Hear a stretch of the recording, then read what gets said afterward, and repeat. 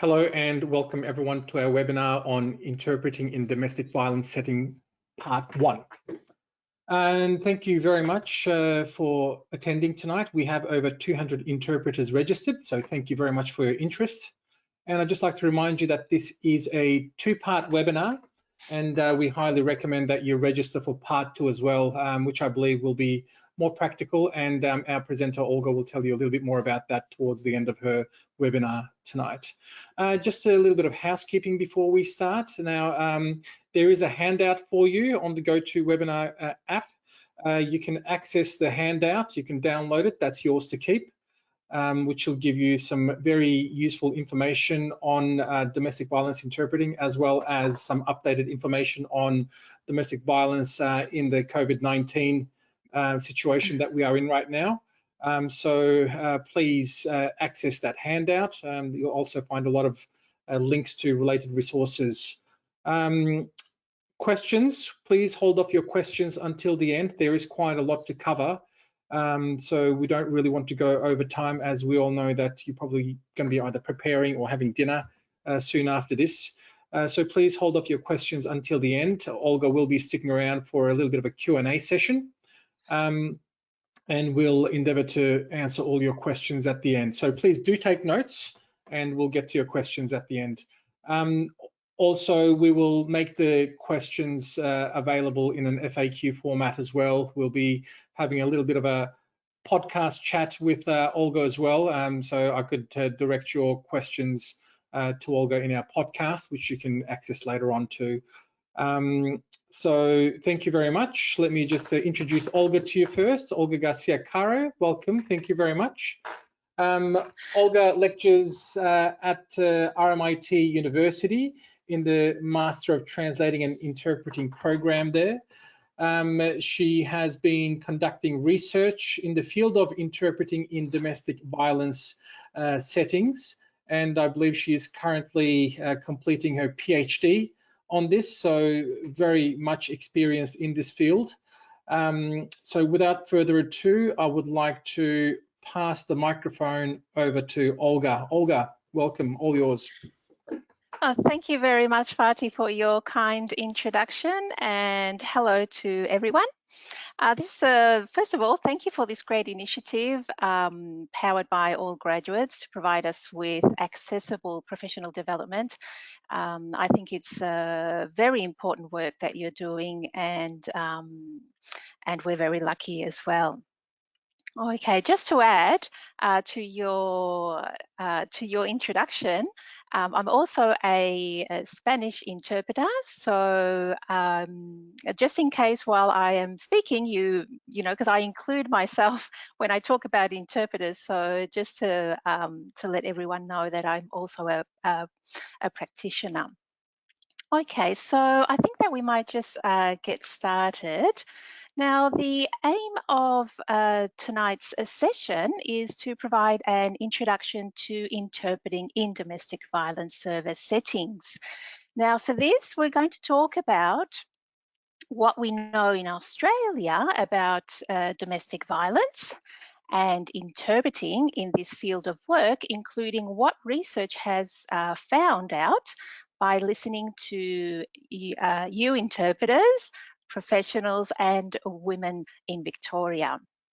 Now, we will then go on to have a look at the definitions of domestic violence and the terminology that we use and that is used here in Australia, and what these definitions have in common. We're then going to start narrowing down our discussion to the effects of domestic violence and how domestic violence intersects with vulnerable groups of population. Now, one of these groups is culturally and linguistically diverse,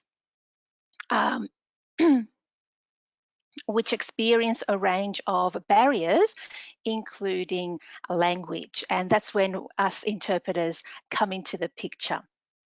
Okay, we will then talk about the role and ethical implications and preparing to work in the different settings, okay, in this field.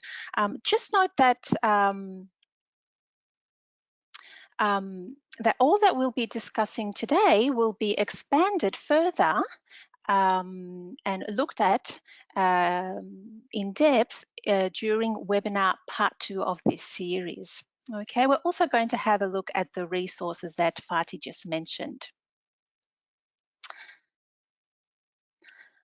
Okay, now I'd like to start with a little bit of background in terms of research so that we understand why training in this field of work is important and is in fact needed. Now, in 1993, the then Commonwealth State Council on Non-English Speaking Background Women's Issues published a report from a research project titled Women and Language Services, How Can We Tell You? How Will We Know? That was the title. And then 2 years later, a series of agencies providing services to women, including the Royal Women's Hospital, the Centre Against Sexual Assault, and a few others, found that their capacity to provide quality services to women was compromised by a range of factors that were related to interpreting. Now, they were successful in receiving government funding, and so the Interpreting for Women project was established then, and the research report from that was then published in 1995. Now, some of the issues highlighted by both reports were the high frequency of complaints about confidentiality, unpunctuality, poor language skills, and the lack of specialist knowledge in a range of areas, including domestic violence.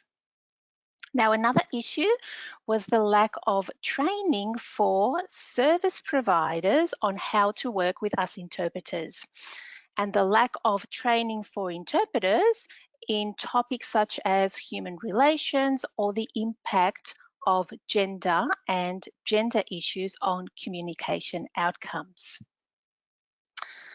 Now, in regards to ethics, it was reported that the recommended code of ethics back then for interpreters was remarkable for not mentioning women's needs, which was seen back then as a fault, and they stated that it should be rapidly rectified.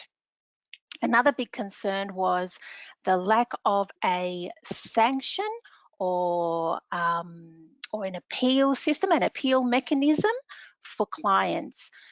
In other words, that while interpreters were bound by these codes of ethics, there was no system in place for clients if these ethical obligations were breached by interpreters.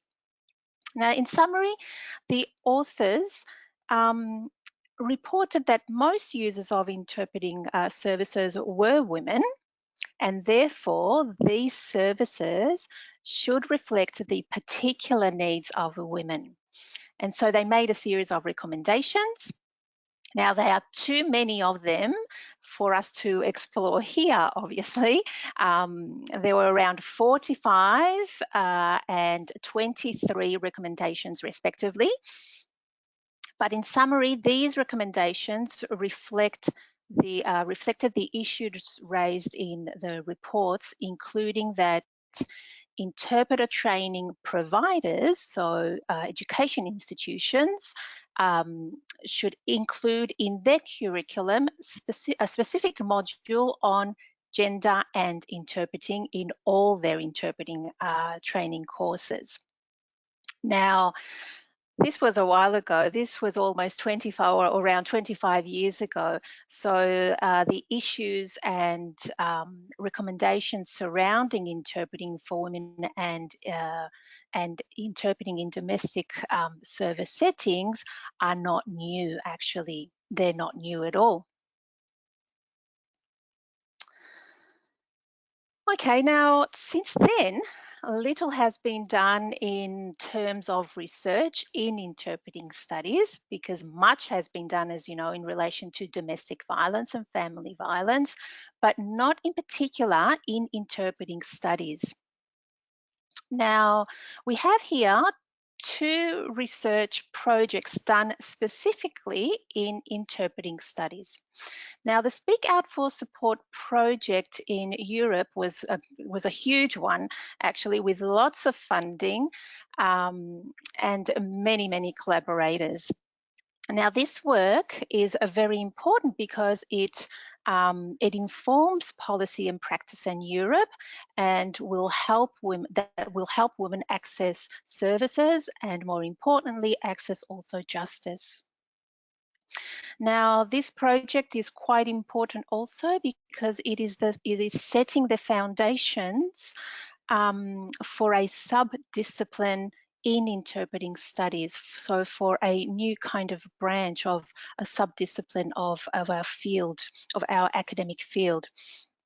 And according to their findings, which we're not going to have a look at today, interpreters who participated in this research indicated that the lack of specialist training for them was an obstacle for them when working with domestic violence victims.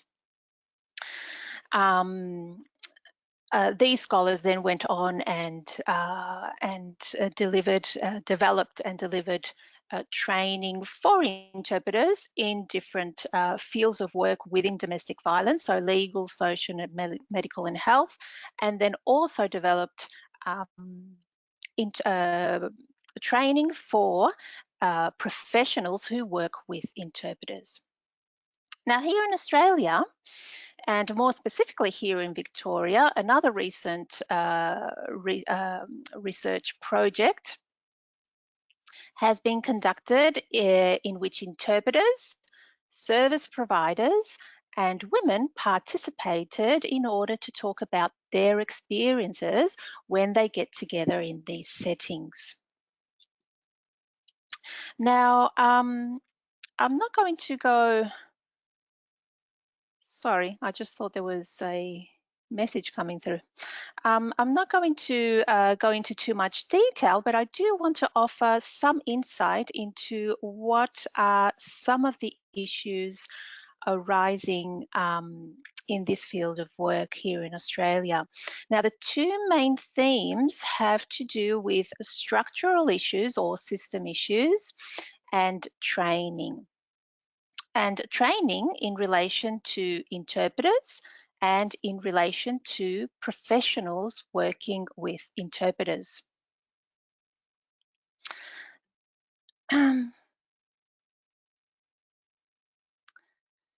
Okay,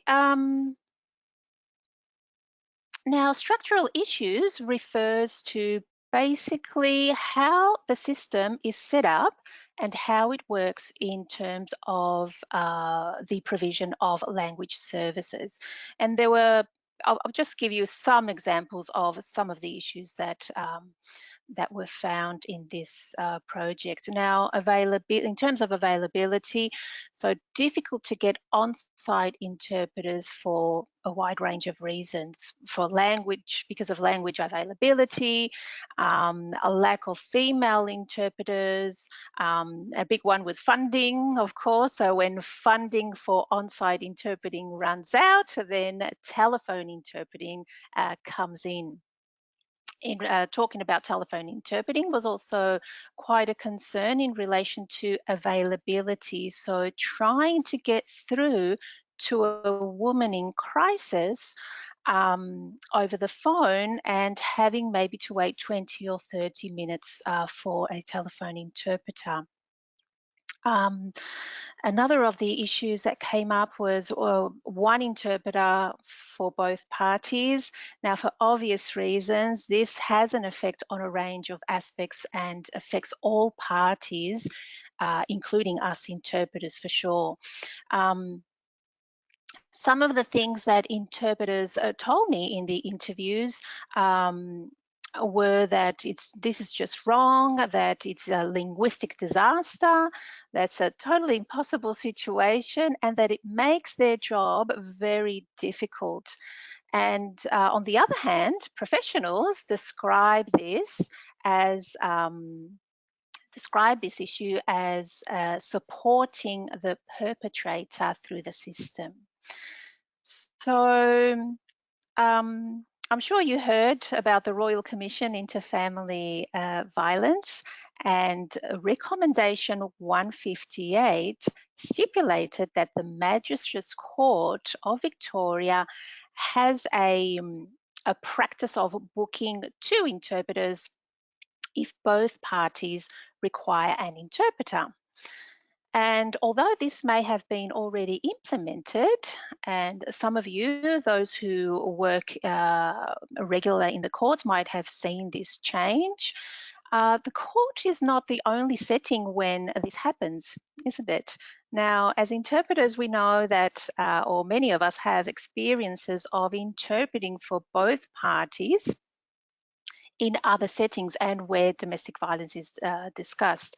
For example, child protection jobs, home visits with child protection professionals or officers, even school interviews, family dispute resolutions, and so on. So this, of course, is an example of a non-related issue to our own training, because actually there's not much that we can do about this, but it does directly impact our performance, and it does pose a challenge for our own practice. Other issues were having the same interpreter for ongoing sessions, or actually not having it for ongoing sessions. So all participants here, interpreters, women and professionals, indicated that this was very helpful, that it was important to have the same interpreter as possible for ongoing sessions, and if requested, of course. Now, there was some other structural issues, such as the lack of an effective feedback system for clients. They don't know, some of them, how to do that or how to provide that feedback. In some cases, it wasn't very effective, including for telephone interpreting, and also the lack of an effective debrief system for interpreters was raised both by interpreters and professionals. Professionals were quite worried about interpreters. They asked, so what do interpreters do? We do have a system in place. We have protocols in place and systems in place for debrief, but what do interpreters have? So that was another issue that came up.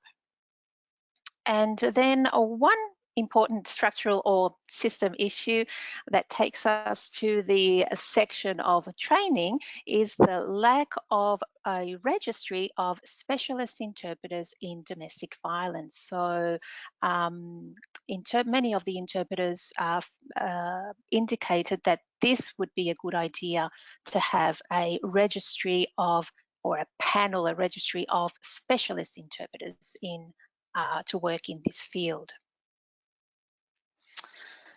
Okay, so as mentioned before, under the theme of training, we have 2 categories. So interpreter training, and service provider training. Now we're going to have a look first at interpreter training and some of the concerns. Okay, interpreter training can then be further divided into 4 areas which form the foundations of interpreting competence. Okay, and this is according to Erica Gonzalez model of professionalism. At the end of the webinar, you'll have a page with a slide with all the references for you to have for your reference, so you can have a look further if you wish. Now, these 4 pillars are technical competence, professional ethics, roles and boundaries, and contextual knowledge. So, for example, issues such as language and interpreting skills. Under ethics, there were problems with confidentiality, a lack of a system to enforce confidentiality.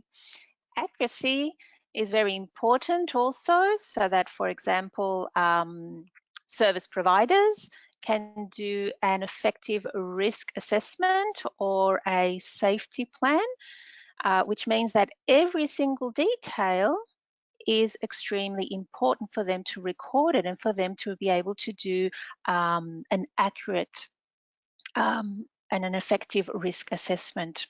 Okay. There was also shown that there's a distorted perception of what impartiality actually means for us.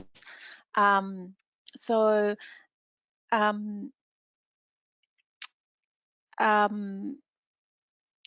what happens is that interpreters then make decisions upon this distorted perception. So they make ethical decisions and interpreting decisions are made on this distorted perception, which in turn, of course, has been fueled by this myth of the invisible interpreter. Okay, the question of role, this is the big unknown. There is limited knowledge of what the role of the interpreter is. So just to quote one response to this research, an interpreter said, "I really don't know at this point what exactly is my role, but I am certainly not a black box. So perhaps we need clearer definitions of what role is." Okay. Under contextual knowledge, there's a lack of understanding of what domestic violence and the dynamics of domestic violence are, and the aims of the different response services, of how discourse and pragmatics considerations vary across the different professionals responding to domestic violence. So in other words, what is the purpose of the types of questions these different professionals ask women, for example? What's the type of language that they use? Also, terminology. And how the different response services are structured.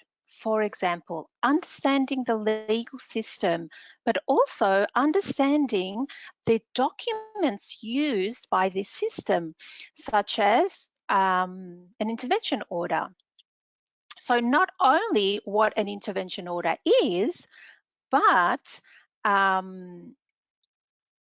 also how does it function? In other words, what does it do in the real world? Okay, so having a good understanding of all this is going to enhance our performance and is going to have an impact on accuracy. If we know what we're talking about, our accuracy increases. Okay, also dealing with disclosures of violence and trauma. Now, these also directly impact on accuracy. Interpreters expressed and told how dealing with disclosures of violence and trauma had an impact on their accuracy.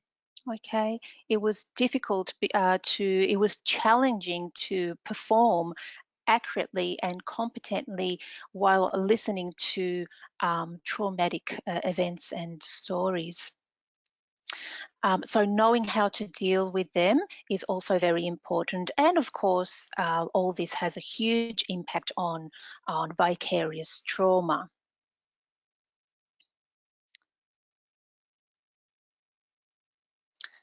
Okay, and then on the other hand, service providers have a very limited training on how to work with interpreters, including what is our role and what interpreting basically is.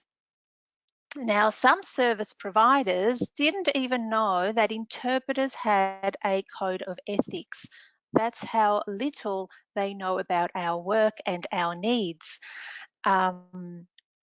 They also have a limited understanding of of what the interpreter needs to deliver quality interpreting, such as the importance of briefings or allowing for the interpreter to introduce herself or himself, address ethical aspects at the beginning of the session, for example, such as confidentiality or impartiality, and other information such as positioning and managing discourse and turns, or modes of interpreting, for example, chuchotage. If we're booked for a counselling session, we can anticipate that we might have to switch on to chuchotage mode at some point. Yes, other things that that professionals might not know about us is our management of the discourse, and so on, and a few other things as well, of course. Okay, to finish off our section on understanding why training is needed in this field of work, we have here some of the findings included in the Royal Commission into Family Violence report published in 2016. Now, the report concluded that interpreting services in the area of domestic violence was inadequate, and that this is a barrier for victims to access justice. A great concern was that there was no compulsory domestic violence training for interpreters. Okay. All right. Now, this is all very important because 6 recommendations were made in relation to interpreting, which is quite a few recommendations. I didn't expect that we would get that many, but that was very good and very important, including recommendation 160, which relates to training and NAATI testing. So NAATI then addressed this recommendation, requesting that all their approved courses ensure that training in domestic violence is delivered in their programs. So T&I courses, for example, such as the ones that you might complete at a university, or other approved courses and programs by NAATI.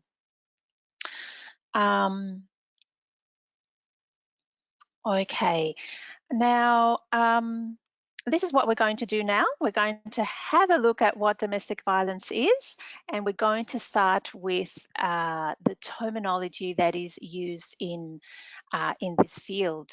And we'll have a look at some definitions, the effects of domestic violence, and then we're going to narrow it down to culturally and linguistically diverse women. Okay, I'm sure that most of you have heard or have read some of these terms, or all of these terms, or even other terms in relation to violence against women. And as interpreters, we know that language is contextual and sometimes requires some sort of explanation. Now, as we go down the list, we see that some of these terms are more specific, such as a forced marriage or acid throwing, and some could argue that they could perhaps fit under the umbrella of violence against women or gender-based violence. What we do know is that they are all used to explain violence and abuse in intimate relationships. So all definitions and terminology include as well as exclude, and some of them are both contested and interchangeable. Okay, now what happens is that each country will tend to emphasize issues of family violence emerging in that particular country, in that particular society, or will use particular terms reflecting their legislation. So, for example, in Australia, in the Australian context, the complexity of Indigenous kinship relationships needs to be recognised, and that is why we use the term family violence.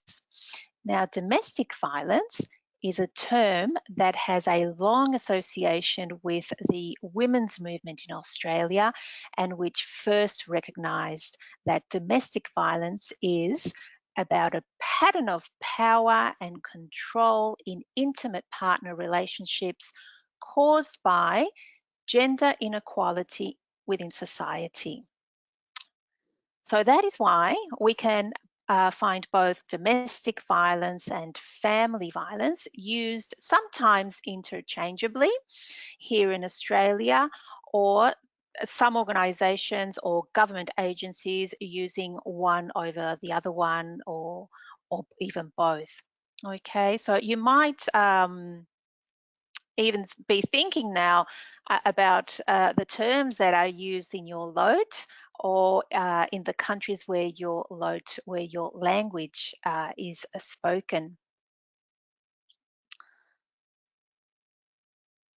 Okay. All right. So domestic violence refers to acts of violence that occur between people who have or have had an intimate relationship. Now, while there's no single definition for it, the central element of domestic violence is an ongoing pattern of behavior aimed at controlling a partner through fear. For example, by using behavior which is violent and threatening. Now, in most cases, this violent behavior is part of a range of tactics to exercise power and control over women and their children, and it can be both criminal and non-criminal. Okay. And family violence is a broader term that refers to violence between family members, and violence between intimate partners. Now, it involves the same sorts of behaviors that are described for domestic violence. And as with domestic violence, the national plan recognises that although some aspects of family violence are criminal offences, any behaviour that causes the victim to live in fear is unacceptable. The term family violence is the most widely used term to identify the experiences of Indigenous people, because it includes that broad range of marital and kinship relationships in which violence occurs. Now, as we're going to see in the following slides, there are a range of agencies and government bodies and other institutions that may use different terms or slightly different definitions. But what is important is that they all address the gendered nature of this violence, and that control is at the very core of it. Okay. All right, so what did the Royal Commission say in relation to domestic violence? What's their definition? So the Royal Commission into Family Violence talks about violence against women, uses violence against women. And although recognises that that anyone can be the perpetrator or victim of this violence, the majority of perpetrators are men, and the majority of victims are women and their children. Okay, so what does the legislation say about family violence? It says that it is a violation of human rights, that it is unacceptable in any community or in any culture, that victims should be heard by the justice system. And this definition also refers to women and children as being the majority of victims, but includes other vulnerable people as well. So as we see, definitions, as we mentioned before, all definitions and terminology include and also exclude. Okay. All right, what else does our legislation say? It says that it affects our whole society, as we're going to see in a minute. So not only victims, but society as a whole, and that it can happen to anyone regardless of their social status, location, culture, and so on. Okay, so it's not only about physical violence, it includes other types of abuse such as psychological or economic. We'll see that later as well. And again, here in this definition, we see that it is about power imbalances, about inequality, about patterns of abuse over time. So there are not a one-off incident. It is a pattern of abuse over time. Okay. All right, and here we have the United Nations definition, which I think is helpful to acknowledge because the human rights frame is used here to incorporate the diverse experiences of women living with domestic violence and other forms of gender-based violence. It also provides an important acknowledgement that a life free from violence is a right, and this actually places obligations on states in order to take action on the problem. Okay, it takes the onus off the victims and onto the states.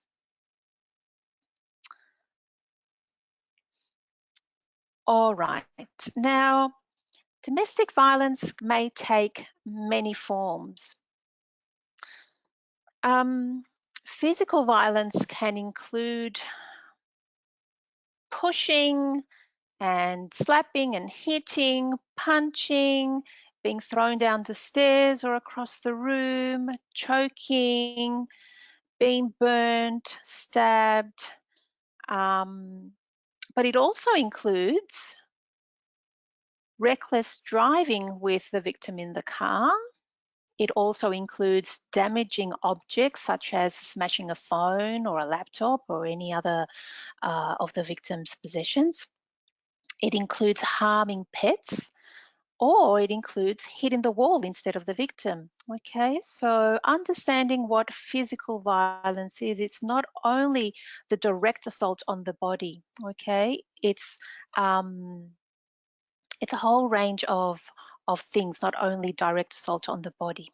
Okay, sexual violence can include rape or unwanted touching, being forced to watch or to engage in pornography or prostitution, or any other form of unwanted sexual activity, whether inside or outside of marriage.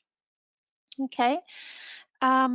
Psychological and emotional abuse can take many forms and can include a range of controlling behaviors such as isolation from families, from friends, humiliation, insulting,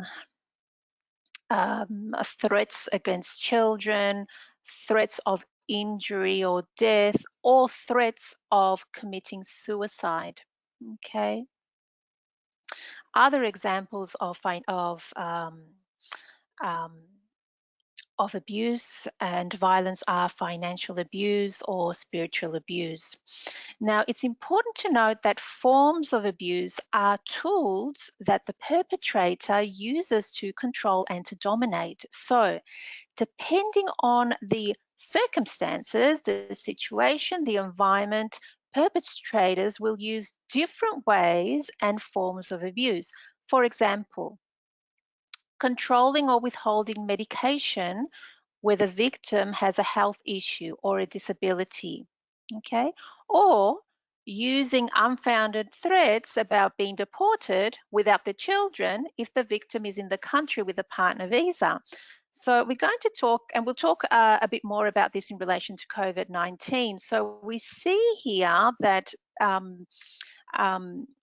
perpetrators will take to their advantage the different situations. So experiences of violence can vary quite a bit across women. Okay, so what are the effects of domestic violence? We're going to have a look at these. Now, we can all think of short-term, for example, injuries, isolation, even loss of employment, not being able to go out. But there are many long-term effects of domestic violence, like homelessness, and a wide range of health and mental health issues that can go on for years and years and years. But even for the children, academic problems or performance at school. And it also affects whole communities because it costs us billions and billions of dollars. It affects us all. Now, some of the facts given by the Victorian government are that 1 in 4 Australian women experience intimate partner violence. And 1 woman is killed in Australia by a partner or an ex-partner every single week. Now, a woman faces an increased risk of being killed or seriously injured when she leaves or is separating from the abusive partner. Okay, another risk factor is being pregnant. We're going to talk a little bit more about that high risk when a woman decides to leave the abusive relationship. Also, 3 women are hospitalised each week in Australia with traumatic brain injury. That's 3 women a week, every week, hospitalised with traumatic brain injury caused by their partner or ex-partner. Of course, Victoria Police family violence incident reports are going up every year, and children are present in 1 out of 3 family violence cases that are reported to police. Now, when it comes to vulnerable groups of population, Aboriginal women are 35 times more likely to be hospitalised by family violence than other women. And women and girls with disabilities are twice as likely to experience violence as those without disability.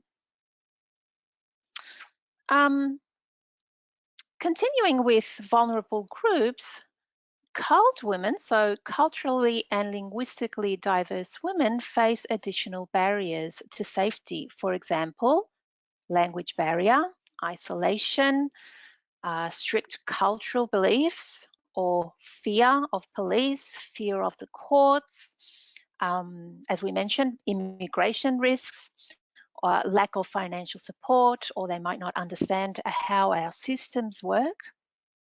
Okay, and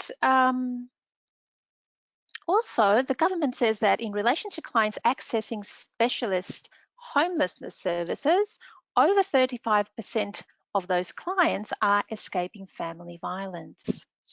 We also know that intimate partner violence is the leading contributor to death, disability, and illness in Victorian women and girls aged 15 to 44. Now let's think about that. It's not heart disease, it's not cancer, it's not accidents, it's not random murders or assaults.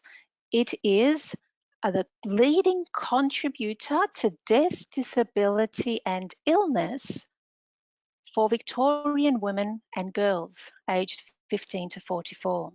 Okay.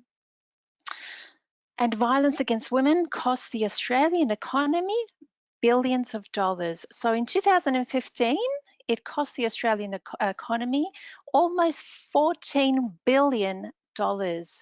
It went up to almost 22 billion in 2017, and now I think we are around 35 or over 35 billion dollars. Probably more with all the injection, the funding of money that the government has provided for in relation to COVID-19. However, the government does believe that their estimates are quite conservative, specifically because their estimates don't consider the extent of potential underreporting of violence. So the underrepresentation of certain groups where data is insufficient to undertake a cost estimation. For example, women from culturally and linguistically diverse backgrounds. In general, information on culled women, victims of violence, is very limited for a range of reasons, including because they report less to police.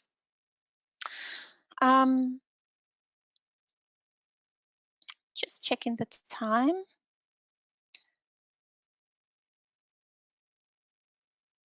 Okay. Gender-based violence is deeply rooted in gender inequality and social norms. So we're all part of this. We're all part of the social norms of society, and we all have our own views, and we come with our own experiences of the world. So our understandings may be based on these social norms, these biases, and so on, and these views. Okay, so it is important that we question these understandings when we have the chance. Some of the things that we might hear are, for example, as we mentioned before, or that are in relation to why women don't leave. For example, we hear, why don't they leave? Or if she wanted, she could just leave. Well, it's not that easy. There are many factors that prevent women from leaving an abusive relationship. Remember that leaving or separating puts women and their children at great risk, very high risk of being killed or seriously injured. So women do anything to be safe. Okay. We might also hear that it's alcohol or it's because of the use of drugs. Now, we need to remember that the use of violence is a choice. Of course, alcohol and drugs can increase the severity of violence, but it is not the cause. The reason is controlling and dominating and having power. Okay. Another example of a myth is, well, he is violent because the victim does things to provoke him. Well, victims develop strategies in order to keep themselves and their children safe, and they do anything to prevent violence. Okay. It's important that we are aware of the fact that myths only exist to blame the victim and to excuse the perpetrator. Okay.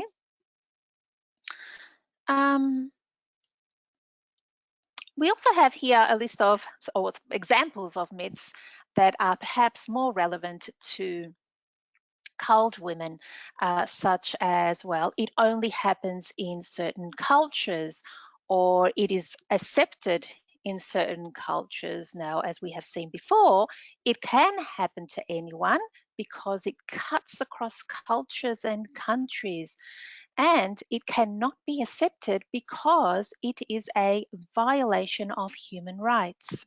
Okay.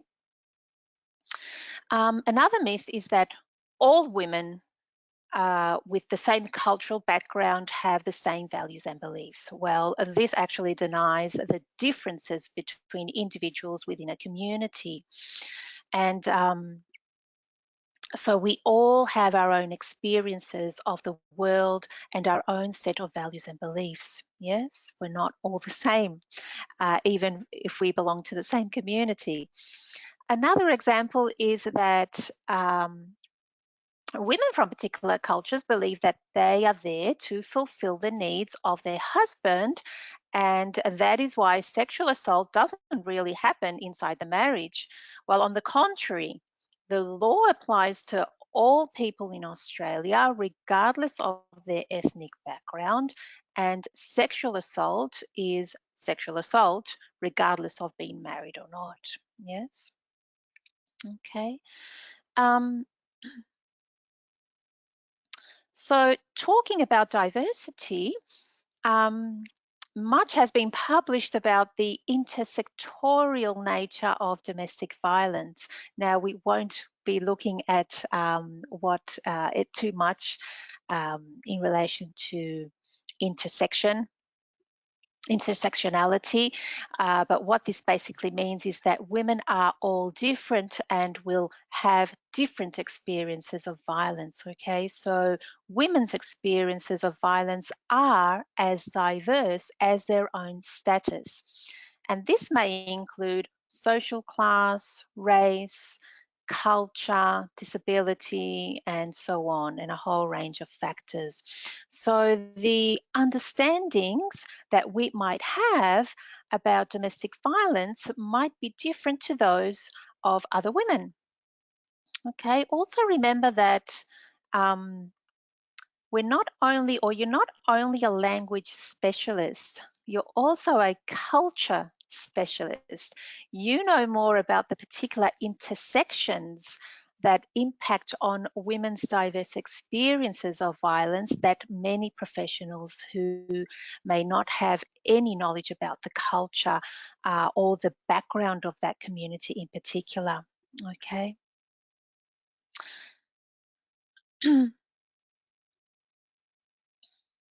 And focusing on culturally and linguistically diverse women, we see that they may experience violence in a range of ways. These women, once they are in the host country, their vulnerability increases due to the different tactics that perpetrators use to reinforce their power.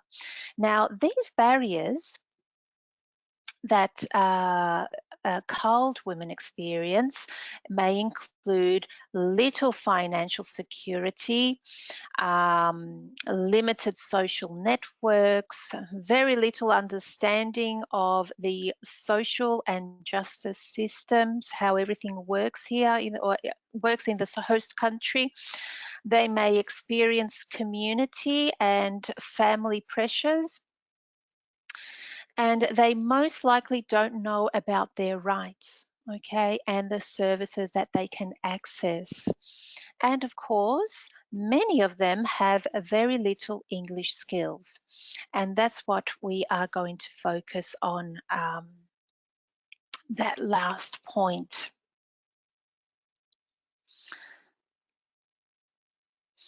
Okay, so language is a significant barrier that culled women systematically face when accessing services responding to domestic violence. And when they access these services, that's when interpreters come into the picture. And we have a key role there. We're going to see that in a minute. We're going to now discuss in our last section of today's webinar as a way of introducing or introduction to our work as interpreters in this field. Okay, so what is this key role? Now, the government says that interpreters help non-English speaking victims access services while ensuring perpetrator accountability. Okay, and interpreters do this by making clients linguistically present. And how do we achieve this? Well, remember when we saw that model of professionalism developed by Gonzalez. Now, the 4 structural pillars that hold up the interpreter's ability to provide quality interpreting, okay, so not only technical competence, ethics, role, and boundaries, and contextual knowledge, okay. Gonzalez's research showed that if any of these 4 pillars, these 4 structures is not solid, then the whole interpreter's ability will be compromised.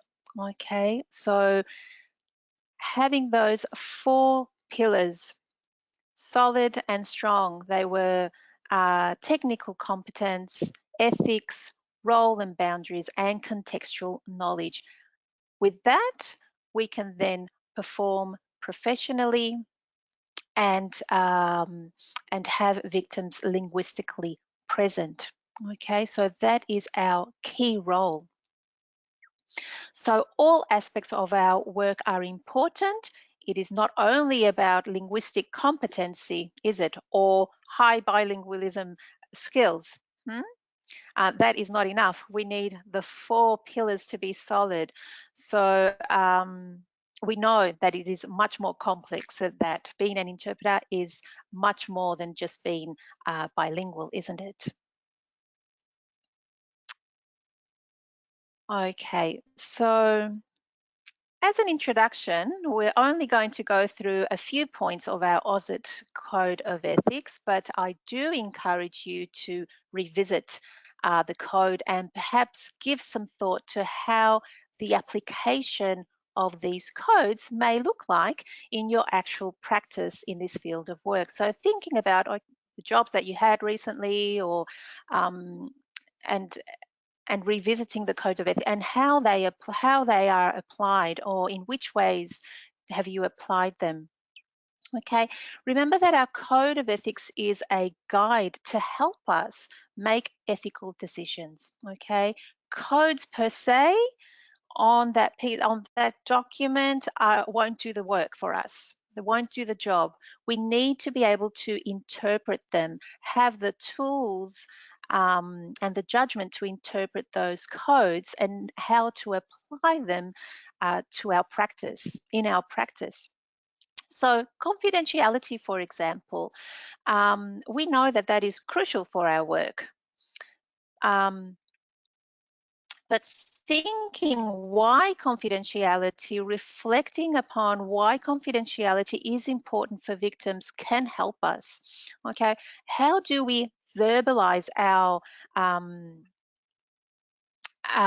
commitment to confidentiality, like other professionals do, for example, or competence? Our code states that we only accept jobs that we are competent in. But what does this mean? How does this relate in practical terms to this field of work? What does competency look like? We have a bit of a clue today with those 4 pillars, yes? Okay, accuracy. Think of the implications for victims if accuracy fails. Now, while you reflect, it may be helpful to think about what factors may affect accuracy. So what challenges do you come across in your work that affect accuracy? We saw one earlier before. One of the challenges was listening or dealing with disclosures of trauma. That might be a challenge in order for to be accurate, okay? That may affect accuracy. Impartiality. Now, how do we remain impartial? How do we do this? What does it actually mean? Think of what our code means by, our code says that interpreters aim to ensure that the full intent of the communication is conveyed. Okay, so think about what that actually means and how you put that into practice in the jobs in the different settings. Also, think about whether you face any challenges in this field of work that may affect impartiality. Okay, what are the challenges that we face? One of them was an external one. It was actually a structural one, is that when we have to interpret for both victim and perpetrator, yes, that is going to be a challenge that's going to affect impartiality. Okay, or completeness. Think about why transferring complete messages is crucial for victims accessing response services. Okay, think, for example, um, um, what the code says about interpreters maintain the emotions of the speakers. What does this look like in your practice every day? Okay, so I encourage you to do this reflective work. You might even perhaps want to note down your thoughts, have kind of a reflective journal.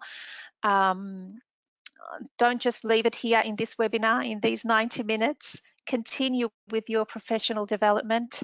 You might want to note down, think about your experiences of the challenges that you may face during assignments in relation to ethics in this case, and which in turn may affect the purpose of that communicative event, of that assignment, of that appointment, of that interview.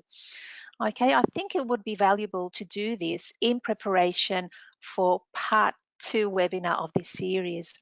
Okay. But as I said, in part 2 of this webinar, we'll look into depth in the topic of ethics. Okay, one of the pillars of Gonzalez's model of professionalism was contextual knowledge. All right, and one of the characteristics of working in the field of domestic violence is that it cuts across a whole range of fields, doesn't it? Actually, disclosures of violence can happen in a wide range of settings, and many happen unexpectedly. Because while you might get a job that specifies that it is a family violence matter, for example, okay, you receive an assignment for counselling at a family violence organisation or agency,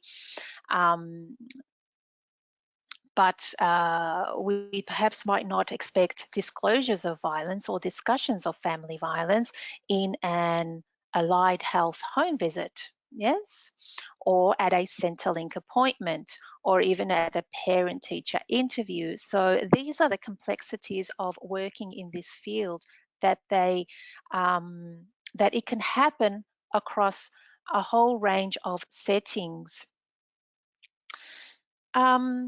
And because domestic violence work happens across all these different settings and fields of work, the contextual knowledge may overlap.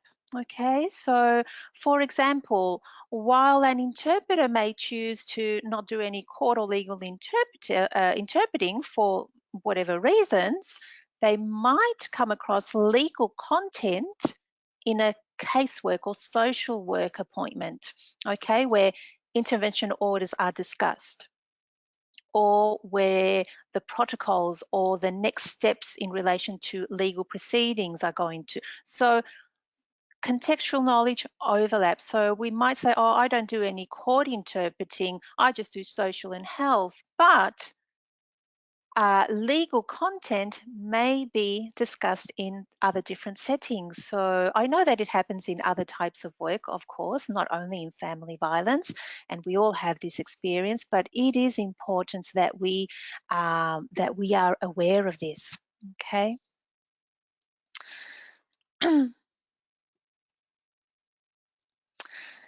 Now, remember that we talked about, just checking the time, okay, we're good. Remember that we talked about some factors that put victims at a high risk of being harmed, such as leaving the abusive relationship, separating, or being pregnant. Okay, now family violence can be exacerbated during times of crisis. And research shows that family violence can become more frequent and more severe during periods of emergency. Um, Even more where social isolation is inevitable, like now in Victoria with the lockdown, okay, in stage 4. So making it very difficult to reach out for assistance during the coronavirus emergency and lockdown. Very difficult for victims. So just to give you a couple of facts um, of the impacts of COVID-19 in relation to family violence, Google searches seeking help in relation to domestic violence have increased by 75% since the first recorded COVID-19 case. Okay. And there is a much greater demand for immediate and temporary crisis accommodation during this pandemic. Now, remember that we mentioned that perpetrators will make use of different tactics and tools to maintain power and domination. Okay, and how these may be different depending on the situation and the status of women. Now, during this time, during the pandemic, perpetrators may use COVID-19 as a tactic or as a reason for abuse. And for example, they may withhold necessary items such as food, medication, hand sanitizer, disinfectants, or even masks now that we need them to go out. They may also misinform the victim about the pandemic in order to control or to frighten them. Or they may use the pandemic as an excuse to gain total or increase the control of the family's finances and money. Okay, so they some of the things that they might do is threaten or prevent women and their children from seeking appropriate medical attention and services if they have symptoms, or they might even hide their Medicare card. So different tactics.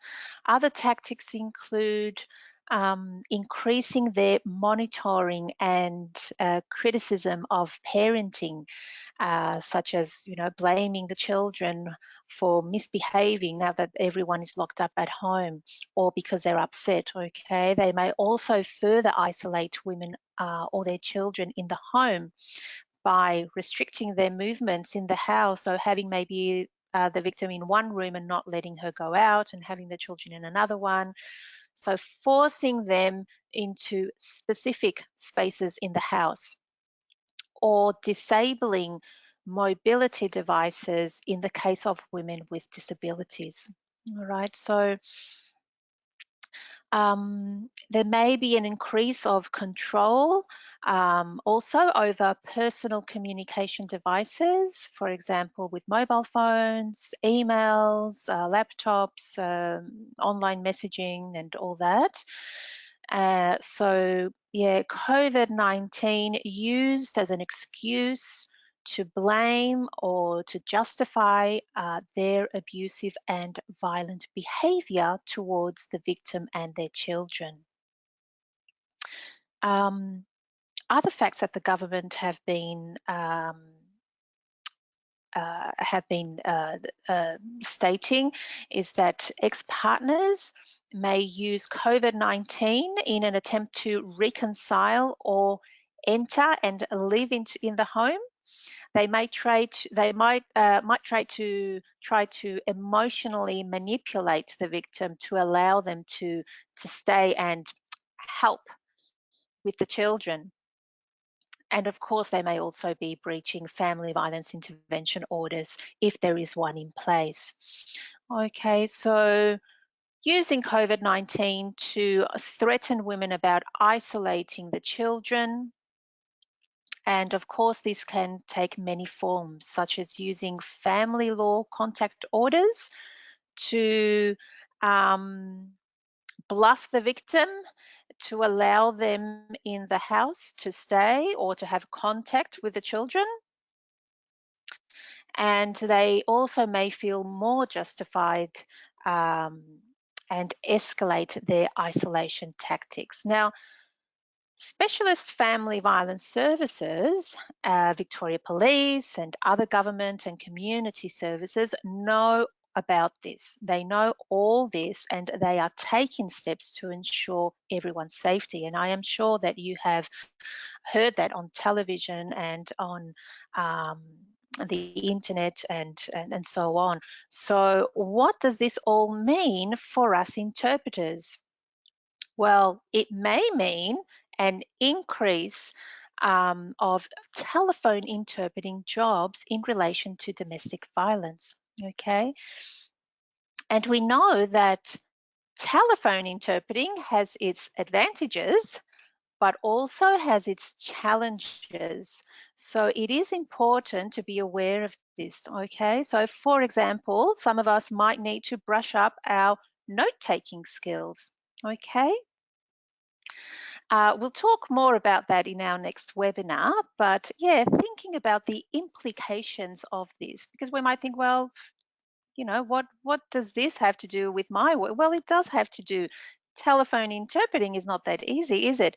It's good because we can take notes and be focused on our notes, but we don't have the visual cues, do we, to maybe to manage discourse and turn-taking management. So maybe we need to brush up our note-taking skills, okay, and to be aware of when to interrupt interrupt speakers. It is quite difficult to interrupt a person who is disclosing, who is in crisis or disclosing trauma, isn't it? We all know that. Okay. All right. Along with this webinar, as Fatih mentioned at the beginning, you'll have access, or you already have access to a handout with a range of links to resources for you to examine and have a look. So information about family violence, links to response services, including videos and other information in relation to legal, medical and social settings, more information in relation to COVID-19 and resources for self-care for those who work in this field that might be helpful. Also, you see here, what is MARAM? Okay, so make sure that you have a look at this, all right? Have a look at what this is and we'll for sure talk about what MARAM is in our next webinar. As I mentioned before, I encourage you to do some reflective work and a way of doing this may be accessing these resources. Of course, I encourage you to attend part 2 of this series, which will have a more practical approach. We will look further into the topics that we've seen today as an introduction. In particular, we're going to focus on discourse for interpreters in relation to professionals' work. In other words, what are the aims of the communicative events that take place, let's say, in police settings or social work or counselling? What type of questions do these professionals ask? And more importantly, how do they ask them? Okay, and what are the implications for us? Of course, we'll continue with ethical implications and we'll discuss some case studies. So it's going to be a more practical session, and of course you are welcome to share your thoughts and perhaps the reflections that you have been noting down in these weeks. You have all the references here for you if you wish to link in to further your your knowledge or to look further into what we have mentioned here today. And I think that well, it's not 6:20, but Fatih, if you have any questions, or I'll pass on to you the mic. Thank you. Thank you very much, Olga. Thank you very much indeed. Highly informative. I have had some questions coming through throughout the webinar. So I have kept some of them here. Now, just going back towards the start of your webinar, there was a question, can you please elaborate on distorted perceptions of impartiality, perhaps with an example? Distorted, yes, we will talk more about that on impartiality and what it looks like, but distorted perceptions of impartiality were, for example,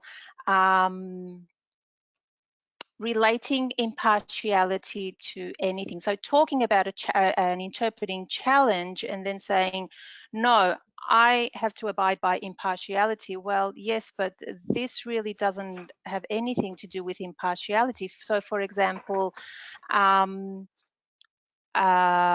using the example that we were given before, so you are forced to interpret, let's say, for both a perpetrator and the victim. And some interpreters, when asked about that, they would say, well, I am impartial. Or my code of ethics says that I have to be impartial, so I don't see any problem there. Well, it doesn't. The code of ethics is not kind of a, how can I explain it? So it's not something that we can use. We use it to inform us because it's a guide but we need to interpret it. So just because we have to abide by impartiality doesn't mean that we come across challenges that are going to affect our impartiality. Yes, that's why lawyers don't defend or don't work for two sides, for two parties. Yes, because it's going to affect their impartiality.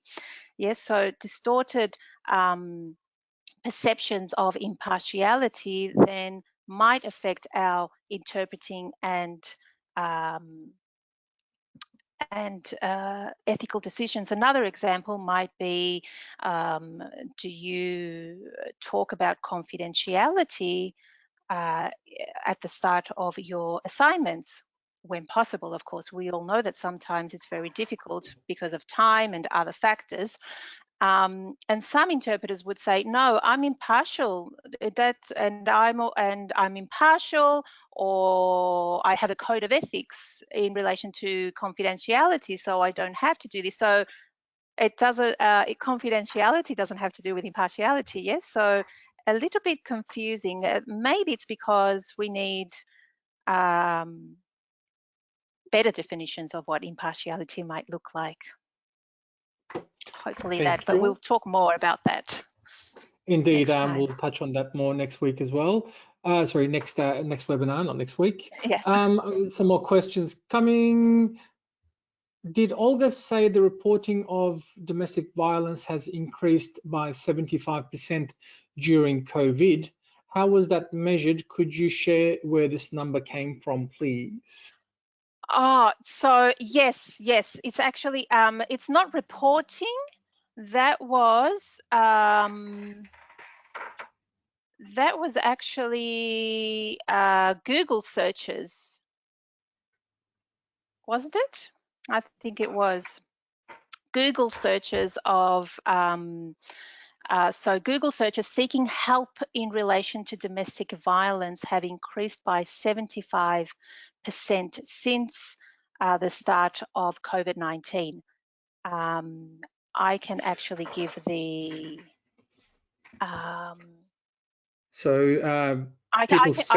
people searching for domestic violence support on Google has increased by 75% during COVID-19. Exactly right. Yes, I can give the link to all those facts. Of course, yes, these are facts taken from the Victorian government. Also, we will aim to answer as many questions as we can today. Whatever we can't answer, and the ones that we have answered as well, we will put them on a FAQ format and email them all out to you. Okay, so if we can't answer your question now, we'll make sure that it is answered in the FAQ and it'll be emailed out to you. I'm just trying to get another one here for you. Just one moment. Very informative. Comment on the definition of what is the key role of an interpreter, quoted from the Department of Social Services Australia 2016. It is not well defined. That is a more precise definition for a counsellor. It needs to be more precise. I would have liked to have seen an additional brief definition, quote, by breaking down language and cultural barriers. Is this definition widely distributed by DSS in Australia? The definition that we saw on the slide? I think so. Is that the one? Yes. So yes, that is the definition. That is the definition of the key role of the interpreter given by the department. That's for sure. And what it looks like, the interpretation of that is. It's not that we are going to do something about it, and we're not going to be. How would I say it? We're going to leave our impartiality and do something about it to assist and to women or victims and make accountable perpetrators. It means that with our work, because we make them linguistically present, and the way of making them linguistically present is by our professionalism and by having all those pillars solid. Yes, so technical competence, contextual knowledge, ethics, and role and boundaries. So when we have all those pillars and our structure is solid, then we are able to effectively make victims linguistically present. So we are a key role in assisting service providers. A comment from the same person asking the question. It's not complete. Olga, you indicated there is not a wide knowledge of our role, but this poor definition does not help. That's the comment from the person asking the question. I think that was the definition, yes. The DSS definition. Yes, of course. That is a definition in relation to domestic violence, but perhaps more, I'm guessing the participant is asking about exactly in practical terms, our role when we are there on the job. Of course, professionals out there have a poor understanding in general. Some of them we know that are very used to, and they know, and they've received the training to work with interpreters, but many of them don't know what exactly is our role. And so we are put in positions where we actually have to explain our role and the code of ethics that inform our interpreting decisions. But yes, for sure, that definition is more in relation to family violence, but not our role in practical terms in settings. Yes, for sure. Thank you very much. I've got a question. I think this one is relating to when you said we are not just language experts, we're also cultural experts as well. So just going back to that slide.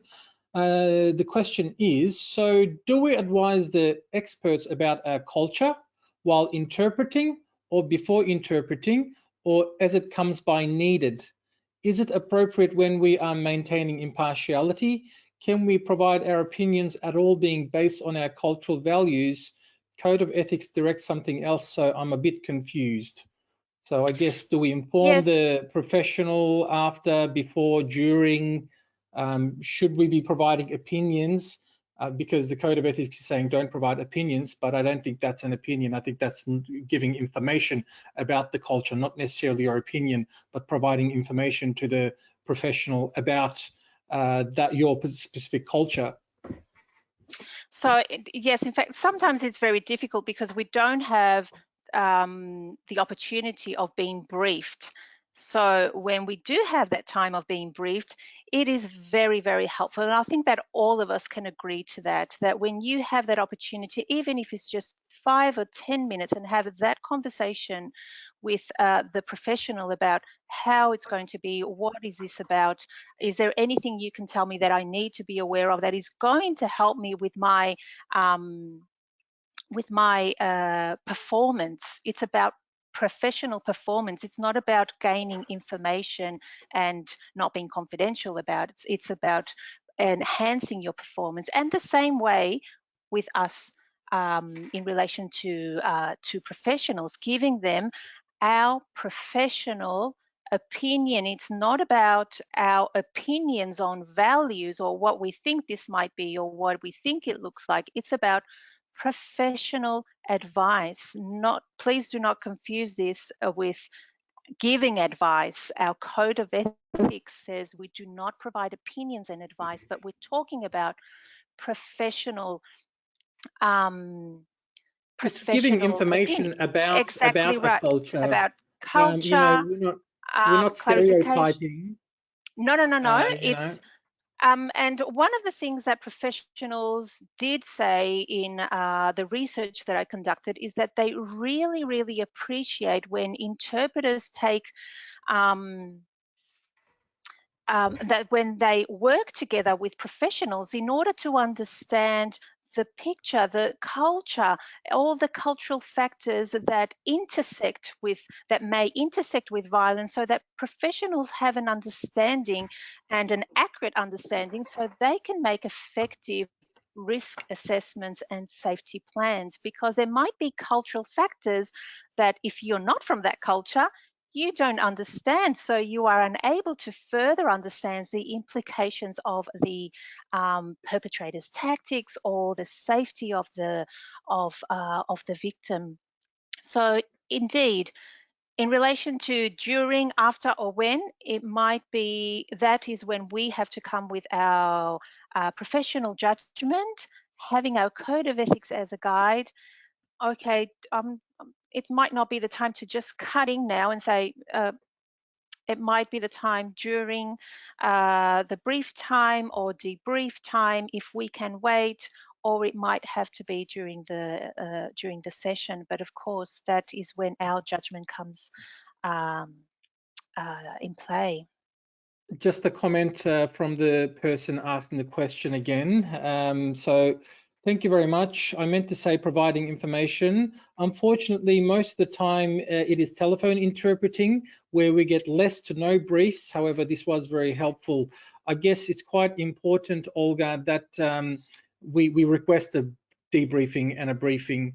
I mean, code of ethics, when you look at the maintaining professional relationships, code of conduct 7.6 stipulates that it is very important that we do get briefings and debriefings, and if we are to be performing as requested, as required by the professionals and non-English speaking clients, we do definitely need that brief and debrief. I think it's right, and it's only going to be helpful for everyone that we do request and get the brief and the debrief as well. So if it's on a telephone or video interpreting, which we get a lot these days, I think it's quite important that we request one. Yes, indeed. And actually, we are supported by our code of ethics because it does state that, as you well indeed said, Fatih, that we request, as part of our professionalism, that we request briefings and any background information that is going to help us with our performance. Okay. Of course, it's sometimes difficult with some professionals that don't understand our needs and don't understand how we work, because I have the experiences of professionals saying, no, this is confidential. I can't let you know any of this information before we start the assignment. But we are actually entitled to request background information in order to perform our jobs and do it in a quality manner, of course. Thank you very much. Look, that's all we do have time for today. Now, I tried to get to as many questions as I possibly could. but I can guarantee you, please be assured that we will answer all the questions and email them out to you in an FAQ format, okay? So don't think we're ignoring, we're just running out of time. So thank you all very much for attending today and for all your comments and your questions as well. Now, keep in mind that there is a part 2 in about 4 weeks time, I believe. Please check our website and make sure to register for that too, because I think it's very important that we do complete both parts, and they are complementary to each other. So please, if you have the time, do register for that as well. Olga, thank you so much for your time today and for your expertise. We wish you the very best, and we'll look forward to seeing you again for part 2. Thank you. Thank you, everyone, and have a lovely night. And sorry to keep you up, and I'm sure everyone's hungry now. And those of you that are about to have their dinner, enjoy. And please, all of you around Australia, stay safe and stay healthy. And please do take care of yourselves. And we'll see you next time. Thank you.